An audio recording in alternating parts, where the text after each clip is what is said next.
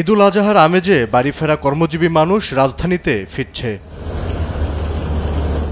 শুক্রবার কমলাপুর রেল স্টেশনে ঈদে ফিরতি যাত্রীর উপচে পড়া ভিড় লক্ষ্য করা যায়। ঈদের আনন্দ ভাগাভাগি শেষে রাজধানীতে ফিরছে নগরবাসী। টিকিট না পেয়ে স্ট্যান্ডিং টিকিটে ঢাকা ফিরছেন অনেকে।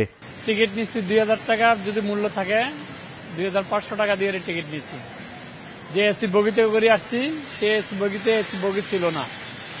যাত্রীদের মানের সেবায় মান খুবই একদম নিম্ন। কিছু ভিড় একটু বেশি হয়েছে, বাড়তি মানুষের একটু মানুষের চাপ আছে। রাজধানীর বাস টার্মিনাল সাইদাবাদে রয়েছে যাত্রীদের ভিড়। এবার লম্বা ছুটি পাওয়ায় ধাপে ধাপে ঢাকা ফিরছে মানুষ। তবে ঢাকা ফেরা আনন্দের হলেও ভাড়া বেশি নেয়ায় ক্ষোভ প্রকাশ করেন যাত্রীরা। ওই যে টিকিটে অতিরিক্ত ভাড়া, গাড়ি লোকাল করে, হ্যারাসমেন্ট করে।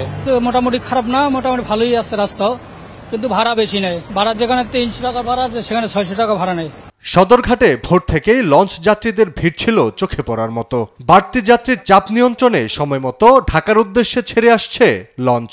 দুর্ভোগ কম হওয়াতে স্বস্তি প্রকাশ করেছে যাত্রীরা। এখন সবাই ঈদের ছুটিতে বাড়িতে ঢাকা আসতেছে, এই কারণে অনেক একটু বোরিং লাগছে।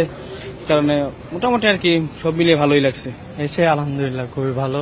যাতায়াত ব্যবস্থা তেমন একটা চাপ ছিল না, ওইভাবে নর্মাল ওই ঈদ উপলক্ষে যেরকম থাকার কথা ওরকমই আর কি। যাত্রা তুলনামূলক আগের থেকে কিছুটা যাত্রী বেশি, তবে অনেকটাই ভালো লাগছে।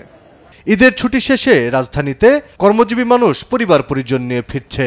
সড়ক, রেল ও নৌপথে চলাচল স্বাভাবিক থাকায় স্বস্তিতে ঢাকায় ফিরছেন তারা।